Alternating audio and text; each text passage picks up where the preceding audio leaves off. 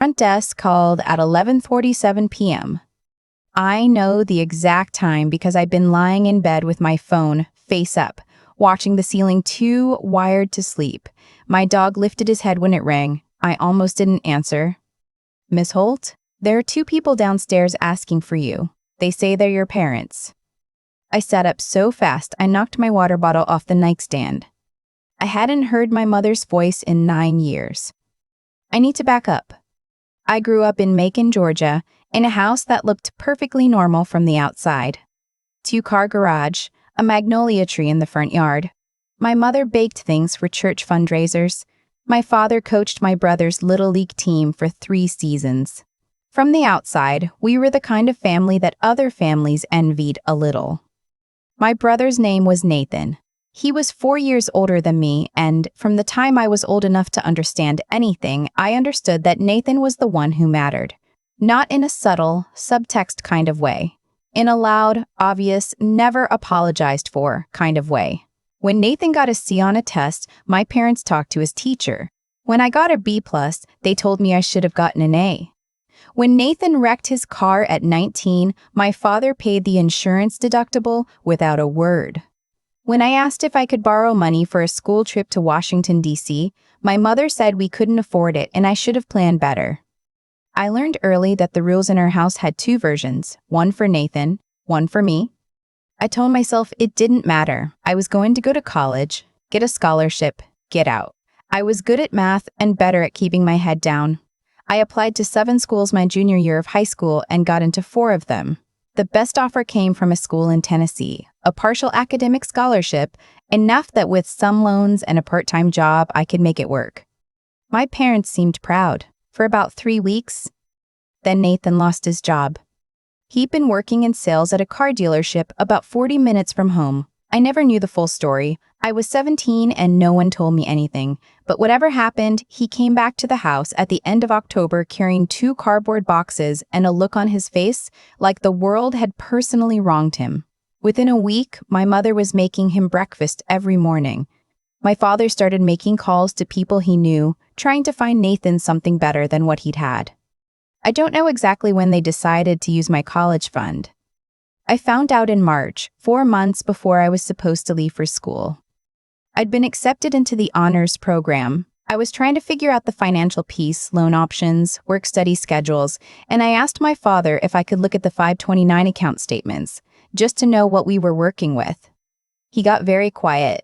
My mother came in from the kitchen and stood in the doorway with a dish towel in her hands and didn't say anything. My father told me there wasn't much left. I asked him what not much meant. He said Nathan had needed help getting back on his feet, that family helps family, that my mother and he had always planned to give both of us equal support, and Nathan had just needed his portion a little earlier.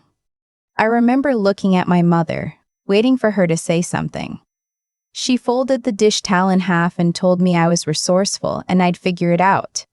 They had taken every cent, $23,000 that my grandparents had been putting away since I was born. I didn't yell. I didn't cry. Not in front of them. I went to my room and sat on my floor for a long time. Then I got up, opened my laptop, and started looking at what the gap meant in real numbers. Loans. Interest rates. The math was bad. The school I'd worked for, the one that had accepted me into the honors program, was going to be out of reach unless I could close a gap of more than $18,000. I emailed the financial aid office that night. I called them the next morning. They were kind, but there was nothing they could do with that kind of shortfall on that kind of timeline. I deferred my enrollment and got a job. I told myself it was temporary. I got a position as a billing coordinator at a medical office, moved into a room in a house with 3 other young women, and started saving. Nathan, meanwhile, found a new job through one of my father's contacts. He moved into an apartment. He got a girlfriend. Life continued for everyone. I stayed in Macon for almost 2 years, saving what I could, and then I did something that surprised even me. I applied to a different school. A state university in North Carolina that had a strong accounting program and in-state tuition rates I could actually manage. I got in. I packed everything I owned into my car on a Tuesday morning in August. My mother hugged me in the driveway. My father shook my head and told me to be safe. Nathan didn't come. I drove away and I remember thinking, I'm not coming back. I didn't say it out loud. I didn't announce it. I just knew. College was hard and then it got easier. I found my footing. I graduated in 3.5 years and took a job with an accounting firm in Charlotte.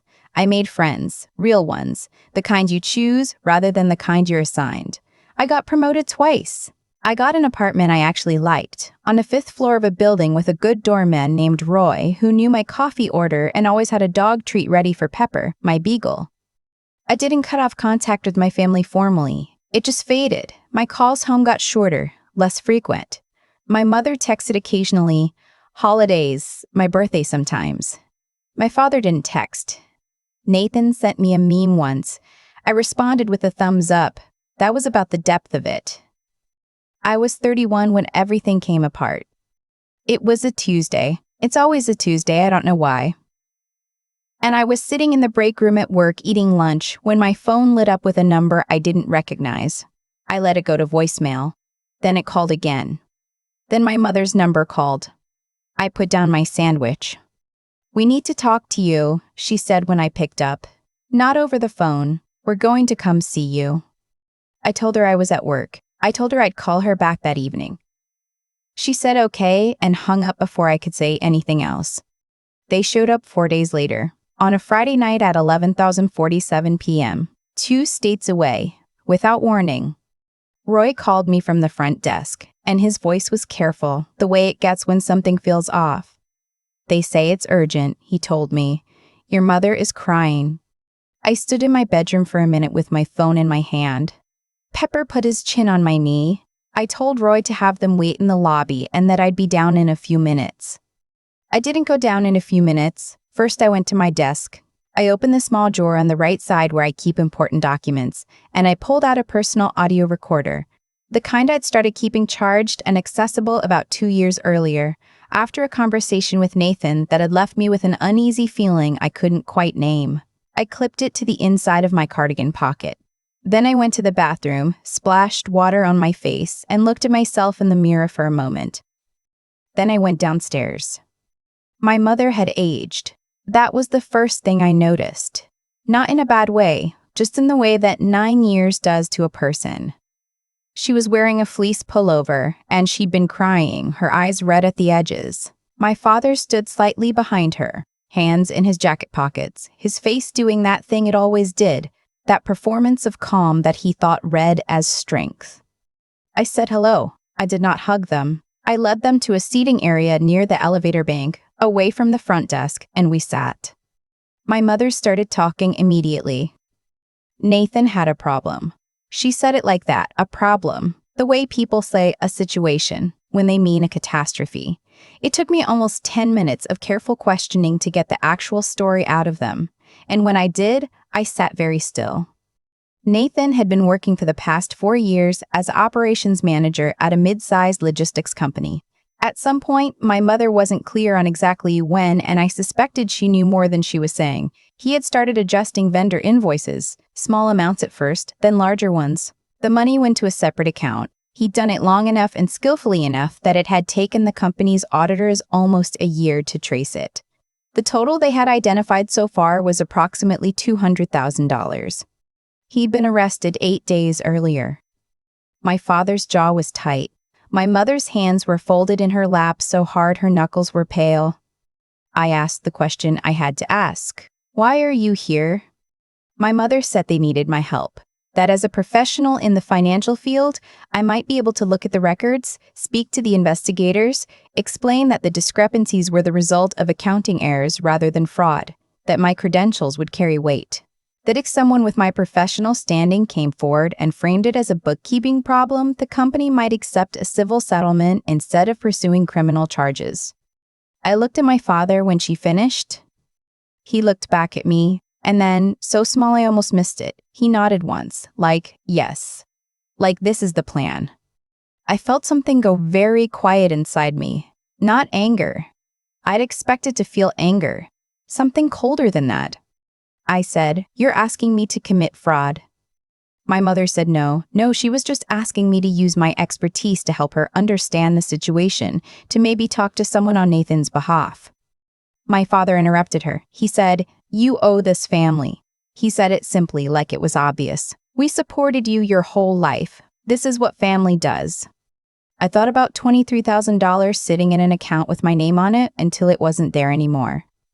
I thought about a Tuesday morning in August, driving north, knowing I wasn't going back. I thought about Roy upstairs at the front desk, about Pepper asleep on my bed, about the life I had built one careful decision at a time. I said, "I need to think about this. Give me a few days." My mother grabbed my hand. She said she knew I was a good person.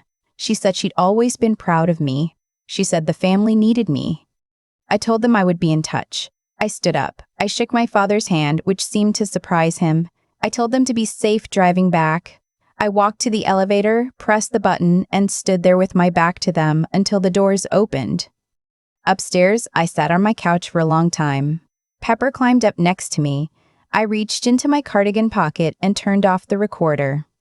Here's what they didn't know. 6 months earlier, in a completely different context, I had been part of an internal investigation at my firm involving a client whose accounts had shown irregularities. My role was documentation, reviewing records, compiling timelines, flagging discrepancies. In the course of that work, I had learned something that turned out to be relevant to my own life. Financial fraud investigations generate substantial paper trails, and those trails move in multiple directions. I knew because a colleague had mentioned it in passing, and I'd quietly done my own research, that Nathan's employer had a forensic accounting firm involved in their investigation. I knew the name of that firm. I also knew that anyone who came forward to provide testimony that the fraud was accidental error, from a credentialed professional, no less, would themselves become a subject of scrutiny. Any contact I made with Nathan's employer or their investigators in a professional capacity would be logged, time-stamped, and reviewed. My parents wanted to use my credentials as a shield. What they hadn't thought through was that the shield would have my name on it. I spent the weekend thinking carefully. I talked to exactly one person, a friend from my Charlotte firm who'd moved to work in forensic accounting and who I trusted completely. I did not tell her everything. I asked a hypothetical question about document integrity in fraud cases. She answered it. On Monday morning, I did 2 things. The first thing I did was go to my building's management office and request copies of the lobby security footage from Friday night, the timestamp showing my parents entering, the timestamp showing them leaving, and the footage of our conversation in the seating area. Buildings in my city are required to retain security footage for 30 days. The footage was mine to request as a resident with standing. The building manager printed me a written record of the request. The second thing I did was write a letter, not to the investigators, not to Nathan's employer. To a lawyer, one I'd found through my firm's referral network, a woman who specialized in employment and white-collar matters. In the letter, which I wrote carefully and revised 3 times, I described the visit. I described what my parents had asked me to do. I attached a transcript I'd made of the audio recording.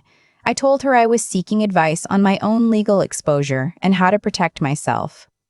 She called me within an hour of receiving it. We talked for 40 minutes. At the end of the conversation, she said, "You handled this exactly right. Don't contact your family again without running it through me first." My mother texted me on Wednesday. She said she hoped I was thinking about what we talked about. She said Nathan's next hearing was in 3 weeks. She said she was praying for guidance for all of them. I showed the text to my lawyer. She told me to respond simply and say I was still thinking. I did.